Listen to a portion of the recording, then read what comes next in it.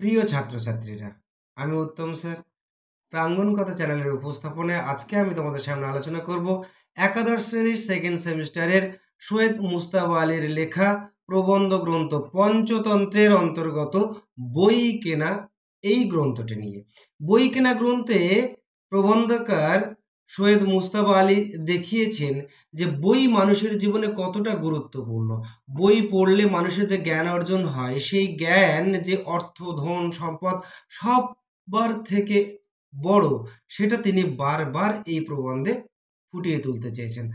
আর তিনি এই বইয়ের জ্ঞান অর্জন যে মহৎ, সেটা দেখানোর জন্য তিনি দেশ বিদেশের বিভিন্ন সাহিত্যিক, বিভিন্ন গ্রন্থাগার, তাদের বিভিন্ন কবি, তাদের এই বই সম্পর্কে যে ধারণা, সেই ধারণা সম্বন্ধীয় যে তাদের লেখনী, সেগুলো তিনি কিন্তু তুলে ধরেছেন এই বই কেনা প্রবন্ধে। তাহলে এই বই কেনা প্রবন্ধে আমরা যখন আলোচনা করব লাইন ধরে ধরে, তখন তোমাদের কাছে একটা অনুরোধ থাকবে, তোমরা বইটা নিয়ে বসবে এবং বই পেনটা নিয়ে বসবে এবং সাথে একটা খাতাও রাখবে। আমি যে লাইনগুলো তোমাদের আন্ডারলাইন করতে বলবো, সেই লাইনগুলো দিয়ে কি কি প্রশ্ন হতে পারে, বইয়ে তো আন্ডারলাইন করবে, সাথে সাথে আমি বলে দেবো কি কি প্রশ্ন হতে পারে, সেই লাইন দিয়ে সেগুলো আবার খাতায় লিখে রাখবে। তাহলে একদম আলোচনা শেষ পর্যন্ত দেখার পর আশা করি এই পঞ্চতন্ত্রের বই কেনা প্রবন্ধটি নিয়ে সম্পর্কে তোমাদের আর কোনো রকম জড়তা থাকবে না। তোমরা একেবারেই পরিষ্কার বুঝতে পারবে এবং সেকেন্ড সেমিস্টারে যদি এই গ্রন্থ থেকে কোনো প্রশ্ন আসে, তাহলে তোমাদের লিখতে কোনো রকম অসুবিধা হবে না। সৈয়দ মুজতবা আলী পঞ্চতন্ত্র প্রবন্ধ গ্রন্থের বই কেনা গ্রন্থে তিনি উল্লেখ করেছেন, মাছি মারা কেরানি নিয়ে যত ঠাট্টা রসিকতা করি না কেন, মাছি ধরা যে কত শক্ত সে কথা পর্যবেক্ষণশীল ব্যক্তি মাত্রই স্বীকার করে নিয়েছেন। অর্থাৎ মাছি মারা কেরানি বলতে এখানে বোঝানো হচ্ছে কেরানি অর্থাৎ ক্লার্ক। মাছি মারা কেরানি বলতে যার কাজকে কখনো গুরুত্ব দেওয়া হয় না, যার কাজ গুরুত্ব পায় না, যার কাজকে অবহেলা করা হয়, যাকে অবহেলা করা হয়, তাকে নিয়ে রসিকতা করা হয়। কিন্তু এই মাছি ধরাটা যে খুব শক্ত, সেটা কিন্তু অনেকে স্বীকার করে নিয়েছেন। মাছিকে যেদিক থেকে ধরতে যান না কেন, সে ঠিক সময় উড়ে যাবেই।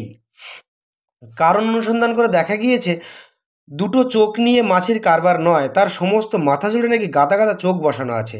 আমরা দেখতে পাই শুধু সামনের দিক, কিন্তু মাছির মাথার চতুর্দিকে চক্রাকারে চোখ বসানো আছে বলে সে একই সময়ে সমস্ত পৃথিবীটা দেখতে পায়। তাহলে এই মাছি ধরতে তুমি যদি যাও, তা দেখবে ও খুব তাড়াতাড়ি উড়ে যায়। কারণ কি, ওই পর্যবেক্ষণ করে দেখা গেছে, অনুসন্ধান করে দেখা গেছে, মাছির চোখের চারিদিকে চোখ বসানো আছে এবং তুমি যেদিক থেকে অ্যাটাক করো সে উড়ে যাবেই। তাই নিয়ে গুণী ও জ্ঞানী আনাতোল ফ্রান্স দুঃখ করে বলেছেন। এই আনাতোল ফ্রান্সটাকে, তিনি ছিলেন একজন ফরাসি দার্শনিক, তার ফ্রান্সের প্যারিসেই তার জন্ম হয়। তিনি দুঃখ করে কি বলেছেন, হায়, আমার মাথায় চতুর্দিকে যদি চোখ বসানো থাকতো, তাহলে আচক্রবাল বিস্তৃত এই সুন্দরী ধরনের সমস্ত সৌন্দর্য একসঙ্গে দেখতে পেতুম। যদি আমার মাথার চারদিকে, অর্থাৎ ফ্রান্সের মাথার চারদিকে যদি চোখ বসানো থাকতো, আনাতোল ফ্রান্সের মাথার চারদিকে যদি চোখ বসানো থাকতো, তাহলে তিনি একসঙ্গে এই সৌন্দর্যময় পৃথিবীকে একসঙ্গে তিনি দেখতে পেতেন। কথাটা যে খাঁটি, সে কথা চোখ বন্ধ করে একটুখানি ভেবে নিলেই বোঝা যায় এবং বুঝে নিয়ে তখন এক আফসোস ছাড়া অন্য কিছু করবার থাকে না। কিন্তু এখানে ফ্রান্সের সঙ্গে সাধারণ মানুষের তফাতটা কি দেখো। ফ্রান্স সান্ত্বনা দিয়ে বলেছেন, কিন্তু আমার মনের চোখ তো মাত্র একটি কিংবা দুটি নয়, মনের চোখ বাড়ানো কমানো তো সম্পূর্ণ আমার হাতে। অর্থাৎ আমার সামনে যে দুটি চোখ দিয়ে আমি দেখতে পাই, সেই চোখের সংখ্যা নেই দুটো, কিন্তু আমার মনের চোখ তো একটা বা দুটো নয়। এই মনের চোখ তো আমি আমার ইচ্ছা মতো আমি বাড়াতে পারি, কমাতে পারি, বই পড়ে, জ্ঞানান্বেষণ করে।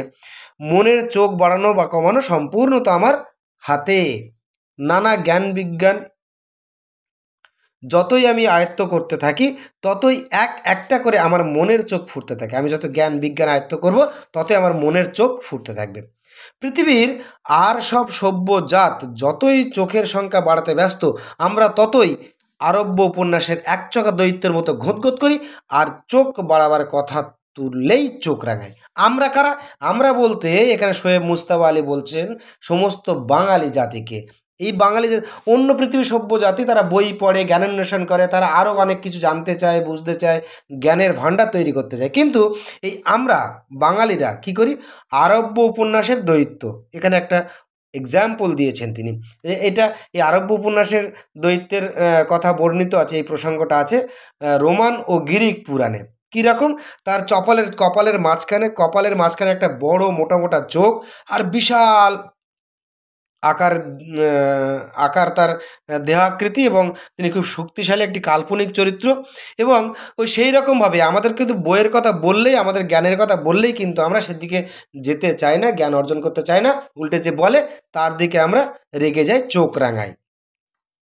চোখ বাড়াবার পন্থাটা কি? প্রথমত বই পড়া, এবং তার জন্য দরকার বই কেনার প্রবৃত্তি। তাহলে চোখ বাড়াবো, যে আমি যে জ্ঞান অন্বেষণ করব, তার জন্য কি দরকার? বই পড়ার দরকার। বই পড়তে গেলে আমার বই কেনার দরকার। মনের চোখ ফোটানোর আরও একটা প্রয়োজন আছে। একথা কে বলেছেন? একথা বলেছেন বার্নার্ড রাসেল। বার্নার্ড রাসেল কে ছিলেন? বার্নার্ড রাসেল ছিলেন ব্রিটিশ দার্শনিক, রাষ্ট্রনীতিবিদ, গণিতজ্ঞ এবং সমালোচক, এবং তিনি কিন্তু নোবেল জয়ী দার্শনিক। তিনি কি বলছেন? সংসারে জ্বালা যন্ত্রণা এড়াবার প্রধান উপায় হচ্ছে মনের ভেতর আপন ভুবন সৃষ্টি করে নেওয়া এবং বিপদকালে তার ভেতর ডুব দেওয়া। তিনি বলতে চেয়েছেন যে যদি আমরা সংসার জীবনে যারা বিরাজ করছি, তাদের যে বিবিধ সমস্যা বিভিন্নভাবে জর্জরিত হয়ে যায়, তাদের একমাত্র পরিত্রাণের পথ বা মুক্তির পথ আছে মনের ভেতরে বিভিন্ন ভুবন তৈরি করে নেওয়া, অনেকটা দিক খুলে নেওয়া, তৈরি করে নেওয়া। যে যত বেশি ভুবন সৃষ্টি করতে পারে, ভবযন্ত্রণা অর্থাৎ এই পৃথিবীর যন্ত্রণা এড়াবার ক্ষমতা তার ততই বেশি হয়। অর্থাৎ সাহিত্যে সান্ত্বনা না পেলে দর্শন, দর্শন কুলিয়ে উঠতে না পারলে ইতিহাস, ইতিহাস হার মানলে ভূগোল, আরও কত কি। তিনি একটা বিষয়ভিত্তিক, শোয়েব মুস্তাফা আলী তিনি বিষয়ভিত্তিক উদাহরণ দিয়েছেন। কিন্তু এগুলো তুমি মনে করো, কেউ গান বাজনা ভালোবাসে, তার কোনো কষ্ট পেলো, সে গান করলো বা গান শুনলো, বা কেউ সিনেমা দেখতে ভালোবাসে, সে একটু সিনেমা দেখে নিল, সে কেউ একটু নাচতে ভালোবাসে, কেউ একটু নাচলো, কোনো একটু গান ছিল, তার ওই দুঃখ কষ্টটা সে সেখান থেকে বেরিয়ে আসতে পারবে বলে প্রবন্ধকার মনে করেছেন। কিন্তু প্রশ্ন, এই অসংখ্য ভুবন সৃষ্টি করি কী প্রকারে? কিন্তু আমি যে এই অসংখ্য ভুবন সৃষ্টি করব, এটা কী প্রকারে করব? বই পড়ে, দেশ ভ্রমণ করে। আবার প্রবন্ধকার বলছেন হয় বই পড়তে হবে, না দেশ ভ্রমণ করতে হবে। কিন্তু দেশ ভ্রমণ করার মতো সমর্থ এবং স্বাস্থ্য সকলের থাকে না। সমর্থ অর্থাৎ টাকা পয়সা, অর্থ, এবং স্বাস্থ্য অর্থাৎ এই যে দেশ ভ্রমণ করতে গেলে যে জ্ঞান অর্জন করবে দেশ ভ্রমণ করে, তার জন্য যে ফিজিক্যাল ফিটনেসটা দরকার, শারীরিক যে সক্ষমতার দরকার, প্রচুর গাড়ির জার্নি, এক জায়গা থেকে অন্য জায়গায় যাওয়া, এই যে ফিটনেসটা যখন থাকে না, তখন সম্ভব হয়ে ওঠে না। কাজেই শেষ পর্যন্ত বাকি থাকে কি? বই। তাই ভেবেই হয়তো ওমর খৈয়াম বলেছেন। ওমর খৈয়াম কে ছিলেন? একজন মুসলিম কবি। তার কবিতা বা রুবাইয়াতে তিনি বলেছেন একটা কবিতাতে, here with a loaf of bread beneath the bough, a flask of wine, a book of verse, and thou beside me singing in the wilderness, and wilderness is paradise enow. তিনি কি বলতে চাইছেন? যে যদি ওই এক টুকরো রুটি একটা গাছের নিচে, এবং একটা একটা 1 ফ্লাক্স ওয়াইন, অর্থাৎ এই ঠান্ডার দেশে ওয়াইনের খুব প্রচলন আছে, এবং একটা ভালো বই এবং প্রিয়তমা, এগুলোই যদি আমার কাছে থাকে, তাহলে আমার পৃথিবীটা সবসময় পদ্যময়। আমার জীবনে দুঃখ কষ্ট কোনো কিছুই কখনোই স্থায়িত্ব পায় না। কোনো মরুভূমি আমাকে গ্রাস করতে পারবে না, কোনো দুঃখ আমাকে গ্রাস করতে পারবে না। কিন্তু তিনি তার আরও উল্লেখ করেছেন যে রুটি মদ তো একটা সময় ফুরিয়ে যাবে, প্রিয়তমার প্রিয়ার কালো চোখ একটা সময় ঘোলাটে হয়ে আসবে, কিন্তু বইখানা অনন্ত যৌবনা। যদি বই তেমন বই হয়, তাহলে যদি এই মদ, রুটি, প্রিয়তমা, এগুলো হয়তো আস্তে আস্তে নিষ্প্রভ হয়ে যাবে। বই কিন্তু যদি তেমন বই থাকে, কিন্তু সেই বই কিন্তু হবে আমার কাছে অনন্ত যৌবনা। তাই বোধ করি ওমর খৈয়াম তার বেহেশতের সরঞ্জামে ফিরিস্তি বানাতে গিয়ে কেতাবের কথা বলেননি, তিনি সেখানেও সেটা উল্লেখ করেছেন। আর ওমর খৈয়াম তো ছিলেন মুসলমান। মুসলমানদের পয়লা কেতাব কোরআনের সর্বপ্রথম যে বাণী মোহাম্মদ শাহ শুনতে পেয়েছিলেন, তাতে লেখা আছে আল্লামা বিল কলমি, অর্থাৎ আল্লাহ মানুষকে জ্ঞান দান করেছেন কলমের মাধ্যমে। তাহলে যে মোহাম্মদ শাহের যে বাণী শুনতে পেয়েছিলেন, হযরত মোহাম্মদ, তিনি যে তাদের যে পবিত্র ধর্মগ্রন্থ মুসলমানদের যে পবিত্র ধর্মগ্রন্থ কোরআন, সেই কোরআনেই কিন্তু লেখা আছে আল্লামা বিল কলমি, অর্থাৎ কি আল্লাহ মানুষকে জ্ঞান দান করেছেন কিসের মাধ্যমে? আল্লাহ মানুষকে জ্ঞান দান করেছেন কলমের মাধ্যমে। আর কলমের আশ্রয় কোথায়? পুস্তকে। অর্থাৎ আল্লাহ যে মানুষকে জ্ঞান দান করেছেন সেটা কলম দিয়ে লিপিবদ্ধ করা হয়েছে, এবং কলম দিয়ে কোথায় লেখা হয়েছে? বইয়ে লেখা হয়েছে। বিষয়টা আশা করি বুঝতে পেরেছ। এবার দেখো, এটা তো গেল মুসলিম ধর্মের কথা। এবার আসছে খ্রিস্টান ধর্মের মানুষদের কথা। তাহলে বাইবেল শব্দের অর্থ কি? বই। বই পার এক্সিলেন্সি, অর্থাৎ সর্বশ্রেষ্ঠ পুস্তক, দ্য বুক। অর্থাৎ কি খ্রিস্টানদের যে পবিত্র ধর্মগ্রন্থ বাইবেল, সেই বাইবেলটা কি সমগোত্রীয় অনেক গ্রন্থগুলির মধ্যে বাইবেলটি শ্রেষ্ঠ, এবং সেটি শ্রেষ্ঠ বই বলে খ্রিস্টানরা মনে করে থাকেন। এবার আসবো হিন্দু ধর্মের যে মহাকাব্য তার কথায়। যে দেবকে সর্বমঙ্গল কর্মের প্রারম্ভে বিঘ্নহন্তারূপে স্মরণ করতে হয়, তিনিই তো আমাদের বিরাটতম গ্রন্থ স্বহস্তে লেখার গুরুভার আপন স্কন্ধে তুলে নিয়েছিলেন।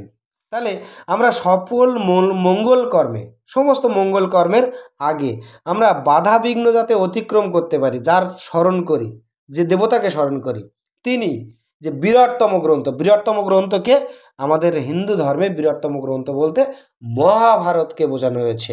এবং এই মহাভারতের লেখার ভার তুলে নিয়েছিলেন কে? গণপতিগণ, অর্থাৎ জনসাধারণের দেবতা। কে তুলে নিয়েছেন মহাভারত লেখার দায়িত্ব? গণপতিগণ, অর্থাৎ সিদ্ধিদাতা গণেশ। সিদ্ধিদাতা গণেশ মহাভারত লিখেছিলেন। অবাক হচ্ছে তো কথাটা শুনে? আমার ব্যাখ্যাটা শোনো, তারপর এই কনফিউশনটা তোমাদের থাকবে না। দেখো, মহর্ষি কৃষ্ণ দ্বৈপায়ন বেদব্যাস নিজ মুখে মহাভারত বিবৃত করেছিলেন। মহাভারতের শ্লোক তিনি বিবৃত করেছিলেন, কিন্তু লিখেছিলেন কিন্তু ওই সিদ্ধিদাতা গণেশ। কথিত আছে গণেশ খুব দ্রুত লিখতে পারতেন। গণেশ ওই মহর্ষি কৃষ্ণ দ্বৈপায়ন বেদব্যাস, যিনি মুখে মহাভারত বিবৃত করেছিলেন, তাকে বলেছিলেন আমি এক টানা লিখে যাব, তোমাকে বিশ্রাম নিলে হবে না। কিন্তু ওই কৃষ্ণ দ্বৈপায়ন বেদব্যাস বললেন, তা আমাকে তো ভেবে ভেবে মহাভারতের শ্লোক বলতে হবে, তাহলে আমি কি করে বলবো? তাহলে এই মহর্ষি কৃষ্ণ দ্বৈপায়ন বেদব্যাস গণেশকেও একটা শর্ত দেন। কি শর্ত দিয়েছিলেন? তিনি বলেছিলেন, হ্যাঁ তুমি লিখবে, কিন্তু আমি যে শব্দগুলো বলবো প্রত্যেকটা শব্দের মানে আগে তুমি উপলব্ধি করবে, মানে বুঝতে পারবে, তারপরে তুমি লিখবে, তার আগে কিন্তু তুমি লিখতে পারবে না। তাহলে ওই মানে বোঝার জন্য ওই বেদব্যাস সময় পেয়ে যাবেন।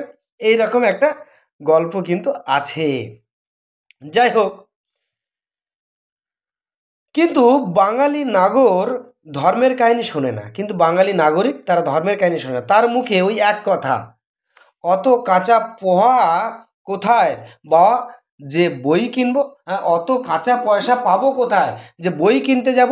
কথাটার মধ্যে একটুখানি সত্য কনিষ্ঠ পরিমাণ লুকানো রয়েছে, একটুখানি সত্য হলেও আছে কথাটার মধ্যে। সেইটুকু, এই যে বই কিনতে পয়সা লাগে, ব্যাস। তাহলে এর বেশি কিছু নয়। বইয়ের দাম যদি আরও কমানো যায় তবে আরও অনেক বই বিক্রি হবে, সে বিষয়ে সন্দেহ নেই। তাই যদি প্রকাশককে বলা হয় বইয়ের দাম কমাও, তবে সে বলবে বই যথেষ্ট পরিমাণে বিক্রি না হলে বইয়ের দাম কমাবো কি করে? সুন্দর কথা, যে আমি বইটা যে দাম কমাবো, বই যদি বিক্রি না হয় তাহলে আমার তো লস হবে, আমি বইয়ের দাম কমাবো কী করে? কেন মশাই? সংখ্যার দিক থেকে দেখতে গেলে বাংলা পৃথিবীর 6 অথবা 7 নম্বর ভাষা। তাহলে এখানে ওই প্রবন্ধকার কিন্তু একটু রহস্যাত্মকভাবে বা ব্যঙ্গাত্মকভাবে কিন্তু বাঙালিকে একটু আঘাত করার চেষ্টা করছে। বাংলা যে পৃথিবীর 6 থেকে 7 নম্বর ভাষা, কিন্তু সেই ভাষায় বই বিক্রি হবে না কেন? এই ধরুন ফরাসি ভাষা, এই ভাষায় বাংলার তুলনায় ঢের কম লোক কথা বলে, অথচ যুদ্ধের পূর্বে 12 আনা 14 আনা জোর 5 রেখে দিয়ে যে কোনো বই, ভালো বই কেনা যেত, আপনারা পারেন না কেন? এই ফরাসি, সে বাঙালির থেকে, বাংলা ভাষার থেকে অনেক কম লোক ওই ভাষায় কথা বলে, তাদের বই এত বিক্রি হয়, কিন্তু আমাদের বাংলা ভাষার বই বিক্রি হবে না কেন? আপনারা পারেন না কেন? অর্থাৎ বাঙালিরা পারে না কেন? আগে ফরাসি প্রকাশক নির্ভয়ে যে কোনো ভালো বই এক ঝটকায় 20,000 ছাপাতে পারে, এক ঝটকায় তার বই বিক্রি হয়, সেহেতু তারা 20,000, 20,000 ছাপিয়ে দেয়।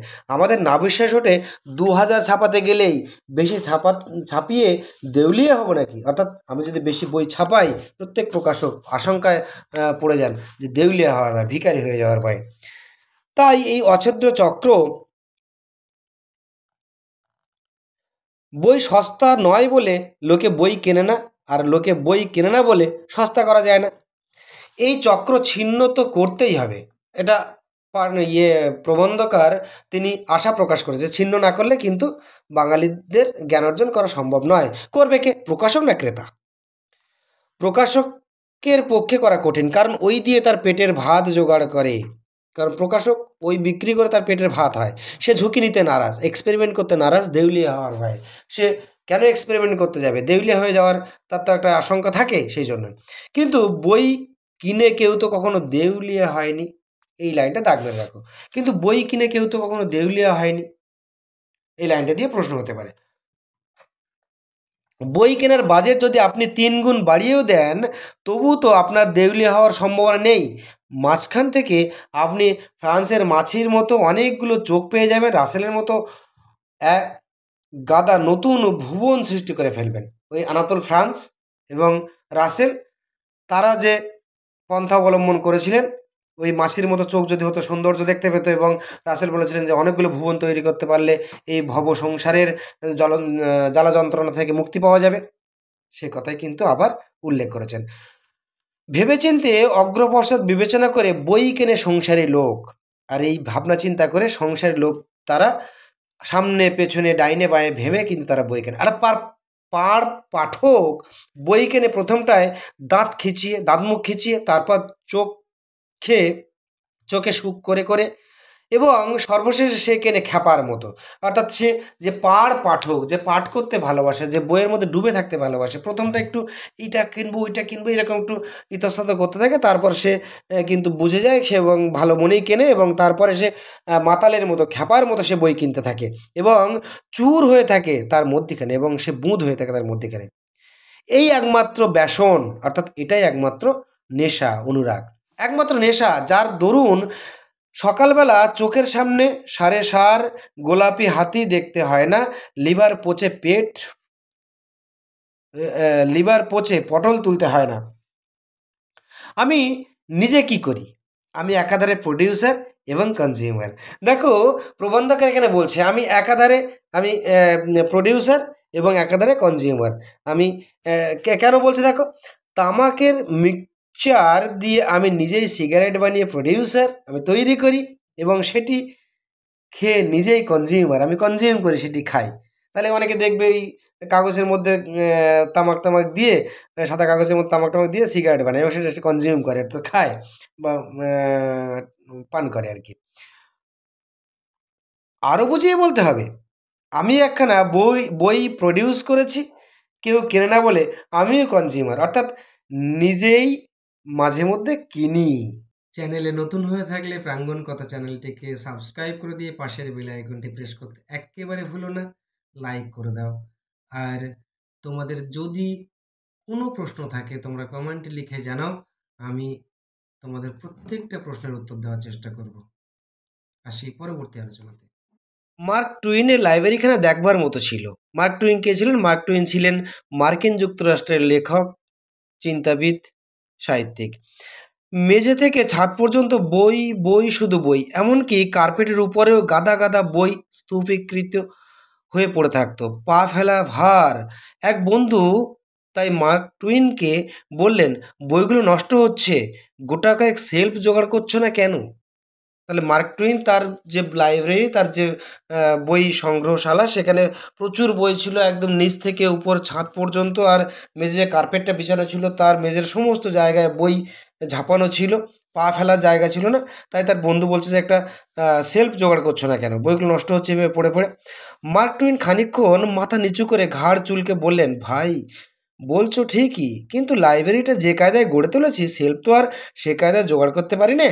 সেলফ তো আর বন্ধু বান্ধবদের কাছে থেকে ধার চাওয়া যায় না, যে বই তো আমি এ বন্ধুর কাছ থেকে সে বন্ধুর কাছ থেকে ধার চেয়ে চেয়ে নিয়ে নিয়ে সংগ্রহ করে করে রেখে দিয়েছি, কিন্তু সেলফটা কী করে ধার চাইবো।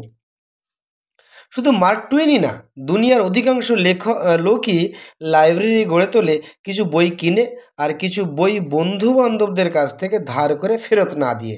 তাহলে কেউ কেউ বই যে লাইব্রেরিটা গঠন করে, কেউ কেউ বই কেনে কিছু কিছু বই, আবার কিছু কিছু বই বন্ধুদের কাছ থেকে ধার নেয় পড়ার জন্য, সেটা আর ফেরত দেয় না। যে মানুষ পরের জিনিস গলা কেটে ফেললেও ছোবে না, সেই লোকই দেখা যায় বইয়ের বেলা সর্বপ্রকার বিবেক বিবর্জিত। তার কারণটা কি? এরকম একটা বিষয় আছে, দেখবে তোমার জীবনেও হয়তো হয়ে থাকবে, তোমাদের জীবনেও হয়তো হয়ে থাকবে, যে কোনো একটা তোমার পাঠ্যপুস্তক ছাড়া কোনো একটি গল্পের বই, রবীন্দ্রনাথের বা শরৎচন্দ্র চট্টোপাধ্যায়ের বা অন্যান্য কোনো সাহিত্যিকের, যদি একটা পাঠ্য বই তোমার বন্ধু বলেছে দে তো দুদিনের জন্য বইটা পড়ে নি, সেই বইটা তুমি যে দিয়ে দিয়েছো সে আর ফেরতে দেয় না, তারপর তুমি একটা সময় ভুলেই গেলে বইটা তুমি কাকে দিয়েছো, এরকম হয়ে থাকে। তো সেইভাবে ওই মার্ক টুইন তার লাইব্রেরিতে বন্ধুদের কাছ থেকে অনেক বই সংগ্রহ করেছিল, নিজে কিছু কিনেও ছিল। এক আরব পণ্ডিতের লেখাতে সমস্যাটার সমাধান পেলুম, কি সেটা দেখা যাক। পণ্ডিত লিখেছেন, ধনীরা বলে পয়সা কামানো দুনিয়াতে সবচেয়ে কঠিন কর্ম, কিন্তু জ্ঞানীরা বলেন না, জ্ঞানার্জন সবচেয়ে শক্ত কাজ। তাহলে যারা ধনী তারা বলছেন ধন কামানোটাই সব থেকে কঠিন কাজ, জ্ঞানীরা বলছে জ্ঞানার্জন করাটা কঠিন কাজ। এখন প্রশ্ন, কার দাবিটা ঠিক, ধনীর না জ্ঞানীর? আমি নিজে জ্ঞানের সন্ধানে ফিরি, প্রবন্ধকার বলছেন আমি তো নিজের জ্ঞানের সন্ধান করি, সুতরাং আমার পক্ষে নিরপেক্ষ হওয়া কঠিন। তবে একটা জিনিস আমি লক্ষ্য করেছি, সেটা কি, সেটা আমি বিচক্ষণ জনের চক্ষু গোচর করতে চাই। আমি যেটা ভেবেছি চিন্তা করছি সেটা আমি জ্ঞানীগুণী লোকের সামনে তুলে ধরতে চাই। কি সেটা? ধনীর মহান তত্ত্বের ফল হচ্ছে টাকা, হলো টাকা। সে ফল যদি কেউ জ্ঞানীর হাতে তুলে দেয় তবে তিনি সেটা পরমানন্দে কাজে লাগান, এবং শুধু তাই নয়, অধিকাংশ সময় দেখা যায় জ্ঞানীরা পয়সা পেলে খরচ করতে পারেন ধনীদের চেয়ে অনেক ভালো পথে, ঢের উত্তম পদ্ধতিতে। দেখো, এই ধনীদের মহানন্তের ফল অর্থাৎ কি মেহনত, আরবি শব্দ মেহনত থেকে ওই শব্দটি এসেছে, মহানন্ত শব্দটি এসেছে, যার অর্থ হচ্ছে পরিশ্রম করেই ধনীরা পয়সা উপার্জন করেন বা ধন উপার্জন করেন। তবে সেই ধন যদি কোনো জ্ঞানী লোকের হাতে তুলে দেওয়া হয়, সেই জ্ঞানী লোক কিন্তু পরম আনন্দে পরম সুখে সে ভালো কাজে সেই পয়সাটা খরচ করে। আবার পক্ষান্তরে জ্ঞান চর্চার ফল সঞ্চিত থাকে পুস্তকরাজিতে, এবং সেই ফল ধনীদের হাতে গায়ে পড়ে তুলে ধরলেও তারা তার ব্যবহার করতে জানে না, বই পড়তে পারে না। আর যদি যে বই পড়ে যে জ্ঞান অর্জন করা হয়, সেই জ্ঞানটা যদি ধনীদের হাতে তুলে দেওয়া হয়, তাহলে তারা সেই সম্পদটা কিন্তু সঠিকভাবে ব্যবহার করতে পারে না। আরব পণ্ডিত তাই বক্তব্য শেষ করেছেন কিউইডি দিয়ে, অর্থাৎ কিউইডিটার কি, এটা যারা ম্যাথস বা কমার্সের বা সায়েন্স বা কমার্সের স্টুডেন্ট তোমরা বুঝবে, যে কোনো কিছুর সাপেক্ষে যদি তথ্য প্রমাণ দিয়ে সেটা প্রমাণ করা হয়, অর্থাৎ প্রমাণিত হয়, তাহলে এই কিউইডি এটা ব্যবহৃত হয়। অর্থাৎ কি, এই যে অর্থাৎ স্বপ্রমাণ হলো জ্ঞানার্জন ধনার্জনের চেয়ে মহত্তর, অর্থাৎ জ্ঞানটাই সম্পদের থেকে বড়, ধন সম্পদের থেকে বড়। তাই প্রকৃত মানুষ জ্ঞানের বাহন পুস্তক জোগাড় করার জন্য অকাতরে অর্থ ব্যয় করে, একমাত্র বাংলাদেশ ছাড়া। তাই প্রচুর মানুষ জ্ঞান অর্জনের জন্য বই সংগ্রহ করতে চায়, বই কেনে, একমাত্র বাংলাদেশ ছাড়া, আমাদের এই বাঙালিরা ছাড়া। সেদিন তাই নিয়ে শোক প্রকাশ করতে আমার জনৈক বন্ধু একটু গল্প বললেন, একজন বন্ধু গল্প বললেন। কি গল্পটা শোনো দেখি। যে এক ড্রয়িং রুম বিহারিনী মানে কে, যে কখনোই বাড়ির বাইরে বের হয়নি এমন একজন সুন্দরী গৃহকর্ত্রী বা রমণী, যে বাড়ির বাইরে যায়নি। সে কি করতে গিয়েছিলেন বাজারে স্বামীর জন্মদিনের জন্য সওগাত কিনতে, স্বামীর জন্মদিন হবে তার জন্য উপহার কিনতে গিয়েছিল, ভেট কিনতে গিয়েছিল। দোকানদার এটা দেখায়, সেটা শোঁকায়, এটা নাড়ে, সেটা কাড়ে, কিন্তু গরবিনী ধনির কিছুই আর মনোপুত হয় না। ওই গৃহিণীর, ওই যিনি ড্রয়িং রুমের বাইরে কখনোই যাননি, সে তার কোনো কিছুই মনের মতো হয় না। সব কিছুই তার স্বামীর ভাণ্ডারে রয়েছে বলে সে উল্লেখ করতে থাকে। শেষটায় দোকানদার নিরাশ হয়ে বললে, তবে একটা ভালো বই দিলে হয় না? গরবিনী নাসিকা কুঞ্চিত করে বললেন, সেও তো ওর একখানা রয়েছে।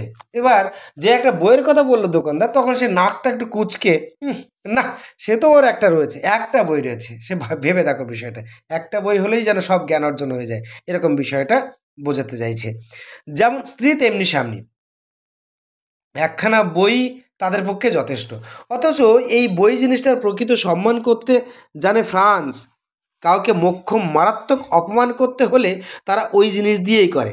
ফ্রান্স, যারা জ্ঞানে গুণে সমৃদ্ধ ফরাসিরা, তারা কিন্তু যদি কাউকে অপমান করতে হয় তাহলে বই দিয়ে করে, যদি কারো সম্মান জানাতে হয় বই দিয়ে জানায়। এটা উল্লেখ করেছেন প্রবন্ধকার। মনে করুন আপনার সবচেয়ে ভক্তি ভালোবাসা দেশের জন্য। মনে করো আমি একজন ভারতীয়, আমার এই দেশের প্রতি আমার অগাধ ভালোবাসা আছে, অগাধ আনুগত্যতা আছে। আমি এই দেশের জল হাওয়ায় আমি লালিত পালিত। এই দেশের জল হাওয়ার প্রতি আমার বিভিন্ন অনেক দুর্বলতা আছে। আশা করি তোমরা যারা ভারতীয়, তোমরা প্রত্যেকে ভারতীয়, তোমাদেরও থাকা উচিত। তাই যদি কেউ আপনাকে ডাহা বেইজ্জত করতে চায়, তবে সে অপমান করবে আপনার দেশকে। তাহলে যদি আমাকে কেউ অপমান করতে চায়, তাহলে যদি আমার দেশকে কেউ অপমান করে, তাহলে আমি সব থেকে বেশি অপমানিত হব। নিজের অপমান আপনি হয়তো মনে মনে 50 গুণে নিয়ে সরে যাবেন। আমার যদি কেউ অপমান করে, যদি আমাকে বেইজ্জত করতে চায়, আমি হয়তো একটু কদিন পরেই ভুলে যাব। কিন্তু দেশের অপমান আপনাকে দংশন করবে বহুদিন। অবশ্যই যদি কোনো দেশ বা কেউ যদি আমার দেশ ভারতবর্ষকে যদি অবহেলা করে, অপমান করে, হেয় প্রতিপন্ন করতে চায়, তাহলে আমি একজন ভারতীয় হিসাবে কিন্তু সেটা বহুদিন মনে রাখবো। আমি মনে করি তোমরা আমার ছাত্রছাত্রী, তোমাদেরও সেই ধ্যান ধারণা হওয়া উচিত। আন্দ্রেজিদের মেলা বন্ধু বান্ধব ছিলেন। তাহলে আন্দ্রেজিদ আরও একজন সাহিত্যিক দার্শনিক। তিনি কে?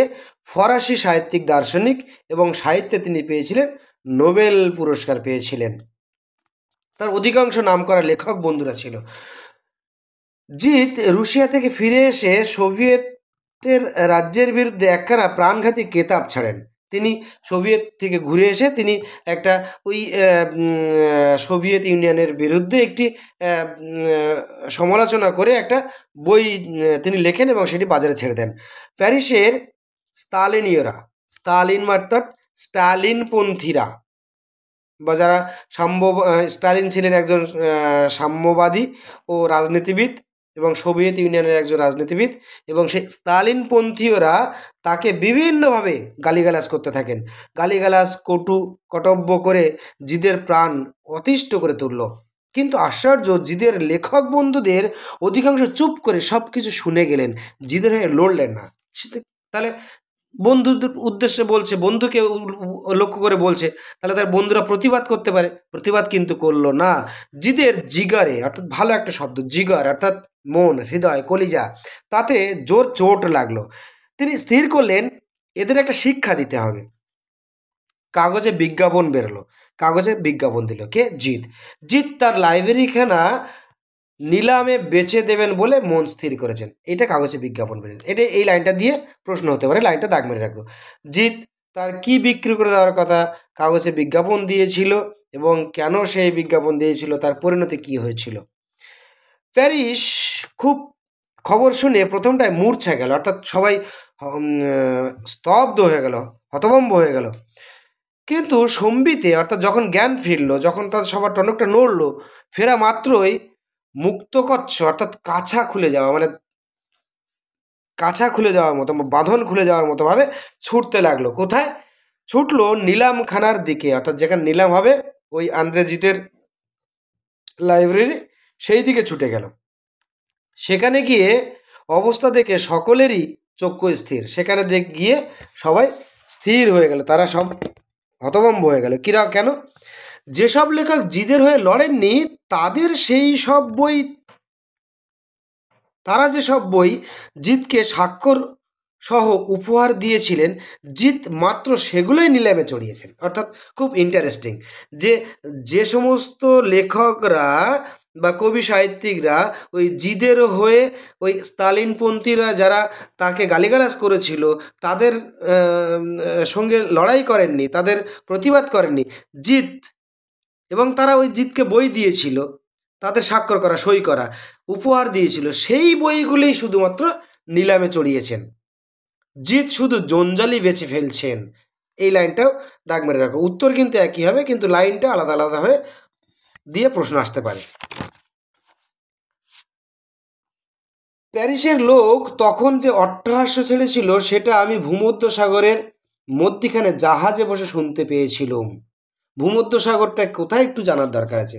দেখো, আটলান্টিক মহাসাগরের একটি বর্ধিত জলরাশি হচ্ছে ভূমধ্যসাগর। ভূমধ্যসাগর আর আটলান্টিক মহাসাগর এই দুটি যুক্ত হয়ে আছে জিব্রাল্টার প্রণালী দিয়ে।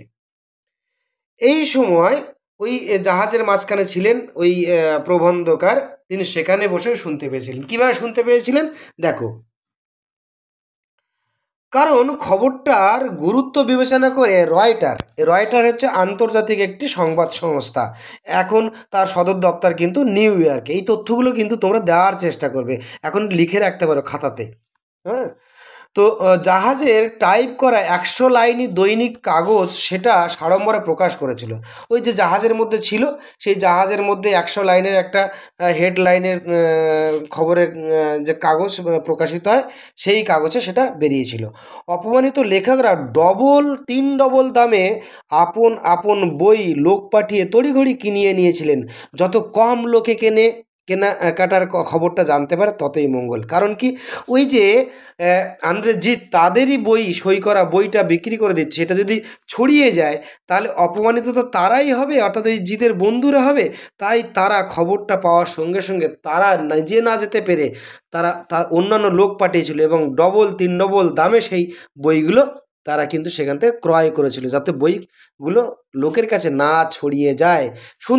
এবারে এই বাংলাদেশে নাকি এরকম একটা টিকি বিক্রি হয়েছিল, এইরকম একটা রেওয়াজও আছে, এটা একটা আওয়াজ শুনতে পাই এরা নাকি জিতকে কখনো ক্ষমা করেননি।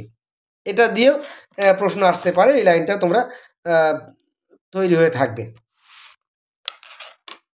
আর কত বলবো, বাঙালির কি চেতনা হবে? তাও বুঝতাম যদি বাঙালিরা জ্ঞান তৃষ্ণা না থাকতো, যদি বাঙালির জ্ঞান তৃষ্ণা না থাকতো, যদি জ্ঞানান্বেষণের কোনো স্পৃহা আগ্রহ না থাকতো, তাহলে বুঝতাম। আমার বেদনাটা সেইখানেই।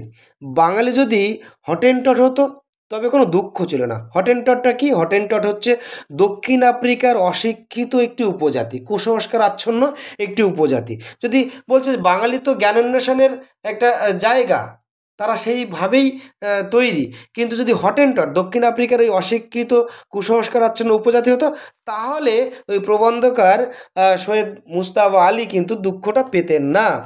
এরকম অদ্ভুত সংমিশ্রণ আমি ভূভারতে কোথাও দেখিনি। জ্ঞান তৃষ্ণা তার প্রবল, কিন্তু বই কেনার বেলা সে অবহেলা। আবার কোনো বেশরম বলে বাঙালির পয়সার অভাব বটে, কোথাও দাঁড়িয়ে বলছে লোকটা এ কথা, ফুটবল মাঠের সামনে দাঁড়িয়ে না সিনেমার টিকিট কাটার কিউ থেকে। তাহলে বাঙালি তিনি একটু ব্যঙ্গাত্মকভাবে বলছেন যে হয়তো বাঙালি ফুটবল খেলার মাঠে যাচ্ছেন, সেখানে টাকা দিয়ে টিকিট কাটছেন, বা সিনেমা হলের সামনে যাচ্ছেন, গিয়ে সেখানে টাকা দিয়ে টিকিট কাটছেন। সেই বাঙালির কি করে বই কেনার সময় টাকার অভাব হয়? এই প্রশ্ন কিন্তু এই বাঙালি সমাজের কাছে প্রবন্ধকার সৈয়দ মুজতবা আলী কিন্তু করে গেছেন। থাক, আমাকে খামাখা চটাবেন না। বৃষ্টির দিন গল্প লিখব বলে কলম ধরেছিলাম, তাই দিয়েই লেখাটা শেষ করি। গল্পটা সকলেই জানেন, কিন্তু তার গূঢ়ার্থ মাত্র কাল বুঝতে পেরেছি। আরব্য উপন্যাসের একটি গল্প দিয়ে প্রবন্ধকার শেষ করেছেন। খুব মজাদার একটি গল্প। দেখো, এক রাজা তার হেকিমের একখানা বই কিছুতেই বাগাতে না পেরে তাকে খুন করেন। হেকিম অর্থাৎ কবিরাজ বা ওই ভেষজ উদ্ভিদ দিয়ে যে সমস্ত ওষুধপত্র তৈরি করেন, একটা ডাক্তার, সেই চিকিৎসক, তাকে বলা হয় হেকিম। তার একটা বই আছে, সেইটাই সে রাজা নেবে, বাগাবে, মানে আয়ত্ত করবে। বই হস্তগত হলো, তাকে খুন করলো, তাই বইটা সে রাজা পেল। রাজা বাহ্যজ্ঞান হারিয়ে বইখানা পড়ছেন। রাজা এবার সমস্ত কিছু হারিয়ে বইটা পড়ছে, যে ওই হেকিমের বইটা পড়তে হবে।